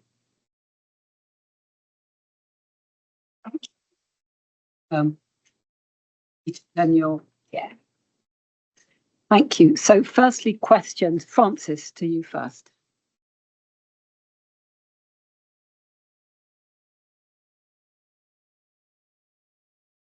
This is a very practical and ignorant question. If there need to be changes to the UK law, is that something that would happen quite separately from any law reform relating to the HFEA Act? And given how long we've been waiting for changes to the Act and we still don't know when that might happen, what is likely to be the timetable for SoHO reform? Is that running on a completely separate track and it might happen separately and sooner, or are the two in some way linked? I think it is quite separate. So I don't know exactly what the timetable would be for any change in relation to SoHO, but DHSC are kind of looking broadly at those changes to the law. So I think it is quite separate. Although, of course, what we've kind of said in our response and what I would emphasise is that we've made these very well considered proposals for law reform, and that any changes to the law would like the HSC to kind of take those proposals into account. So I think they're planned as separate. It's a separate piece of work, but there's certainly overlap that we'd like them to look at. Just to follow up on Annabelle's point. So yes, SoHO is something that will be done legislatively in the round. Were a separate UK government policy decision be to take some of those sorts of policy developments and apply them more generally, you'd need to do that via amendments to the HFEA Act, so that one doesn't automatically follow the other. What Annabelle's signalling here is a sense about, given this wider consultation that the department are undertaking, whether or not you want to step beyond, our established position so far in the policy paper of 2023 or not. But I think you should regard them as divergent processes. Just to add that I think Annabelle set out very clearly in Annex B where it is kind of beyond our existing policy position in modernising the law. But I think as much as, I think the authority very much would like wider HFEA Act reform, we need to be careful to not consider the SoHO regulations as a way to get that. So some of the things in Annex B or Annex A, in any of the annexes, are welcome. And if they would apply to GB, we would say, those are really useful, but they wouldn't get kind of any way towards the direction of travel that the law reform proposals outline. So I think if the authority would be supportive, we would echo that at these departmental roundtables that Annabelle mentioned. But it's not to kind of backdoor way to saying, oh, great, we've now got law reform, sadly. But am I also correct that it's sort of almost neutral for us in that it won't help with law reform, so we mustn't go down that path, but also it won't, they are considered a slightly different trajectory, so it won't hinder. I mean, if we say, oh yes, we think they should align, that's not going to say, okay, well, it'll take us another couple of years to, no, exactly that. So in some ways we should do what we think is the right approach, but bearing in mind it will neither help nor hinder our proposals for law reform, really. You should judge them on their merits, yeah, exactly. Rather than thinking, how does this impact on our law reform proposals more generally? That's a more elegant way of saying what I was just saying. Alison.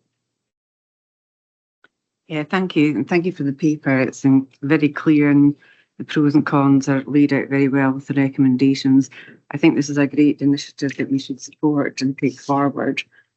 So I think we should go forward with this and work with the DHSC.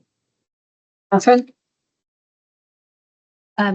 Again, thank you for the paper, very, very clear. I'm in favour of option 2. and I think there are a number of different arguments. I think most important for me that I think that all that you've proposed in Annex B and Option 2 is it's consistent with our rationale for legislative change. It's also, and in particular, the emphasis on the introduction of specific requirement for public protection, patient protection. I think the proposals are also consistent with our current strategic objectives. Don't think a longer shopping list in any way serves as a detriment in the arguments for legislative reform.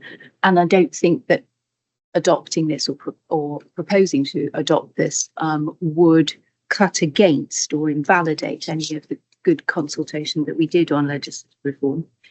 But I also think that the point about safeguarding against future greater divergence between GB clinics and NI clinics is a really important one, as is a consideration of equity. And I think that that looms large for me. And then the final thing that I would say is that I think that supporting Option 2 reinforces our position as a modern and agile and forward-thinking regulator. I think that that's really important. Osmond. All of that really well, Catherine, obviously, and I agree. I'm in favour of Option 2. I think there's the alignment issue to start with, and then just it wouldn't in any way undermine the rest of our agenda in terms of what we've put forward for the proposals in 2023. And it's very much in keeping with the sense of us being proactive and having a strategy with particular interests at stake, patient safety and so on. So I think absolutely take the opportunity where we can. Yeah, thank you.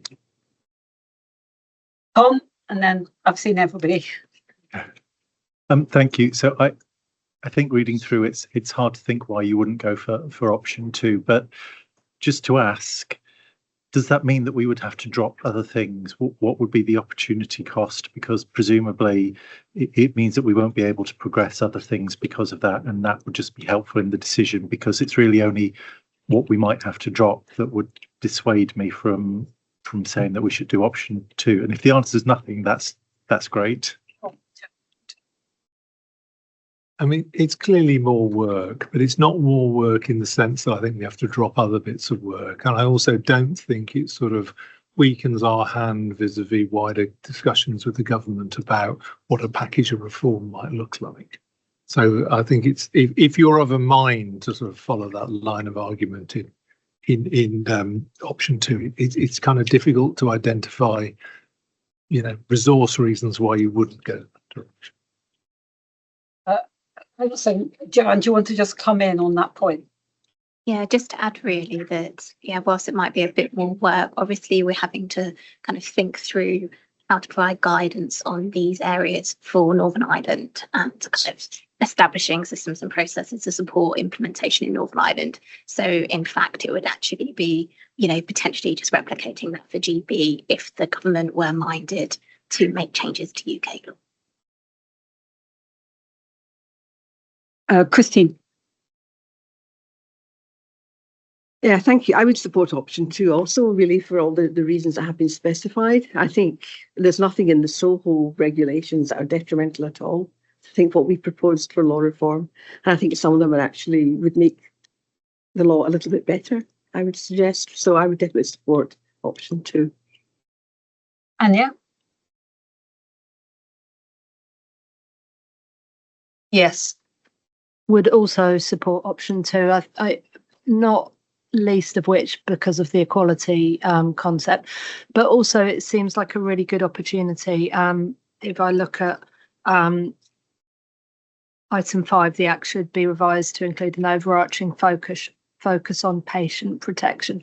I think that's a really good opportunity before us to highlight that and highlight our own focus at the HFEA in general on patient perspective and protection. So I think it's an opportunity, and I would very much support Option 2. Steve, you've been waiting very patiently. I can see. Thank you. Just very briefly, Julia. Yes, I support option 2 as well for the reasons that Catherine has described far more eloquently than I would have done. I'm also reassured by the comments around resource. The fact that there are only 3 HFEA licensed clinics in Northern Ireland doesn't really lessen the amount of work that needs to be done here. So I'm reassured that certainly, as Peter said, you feel that this can be absorbed, perhaps. So thank you. Thank you. I wanted to just make one point, which is not really, it's going to sound political, but it's not. But Annabelle very politely alluded to this at the start of the paper, in that, you know, the UK is not part of the EU. So we are implementing legislation that we have played no part in. And actually, many of the questions are practical questions, like, you know, data collection for Northern Ireland clinics. We don't know what that is. We don't know what it looks like. We don't have answers, but neither does the department, because we're not part of the EU. So it's a really, really, tricky balancing act between being ready, coming to you in November saying, here's updates to kind of standard license conditions, code of practice, but we're not really sure actually today what those look like. So it is a really difficult balancing act. And therefore, as much as what's in Annex A and Annex B look, you know, great policy positions, the practicality might look much more limited, I think, than actually kind of, you know, they look as if they're really getting us quite far in some of these things. The practicalities might be quite different, but the answer is we don't know, because we're not at the table having those discussions.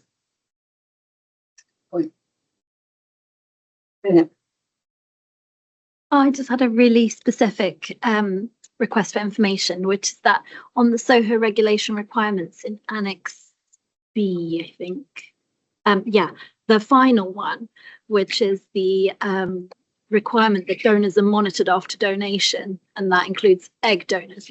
Is there a time frame for that? Off the top of my head, there's not a specific time frame, because the regulation covers a lot of different kinds of SoHO donation. What it says, I think more specifically, is that clinics need to have a plan to monitor donors after donation. So I think that plan would have to include a time frame.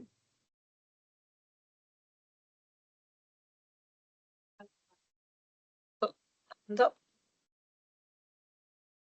All right. Oh, you did, or did you want to say something? Sorry. Tim, did you have a hand up? I was just going to say number 2. But I won't repeat everything that everyone said. Okay. Any other questions or comments? Annabelle, thank you very much. That was tricky, and you made it very clear. I think the easiest, as always, we usually have a vote on these things, and I've heard lots of people saying they're going for option 2. I would also point out that Graham and Geeta have written to me, who can't be here today, saying they would go for option 2. So let's do it by process of exception. Who would go for option 1? So who would go for option 2? Yeah, nobody abstaining. Okay, great. So I think you've got your answer, Annabelle. We're all for option 2, and we look forward to hearing more in November. Thank you. Great, thank you very much.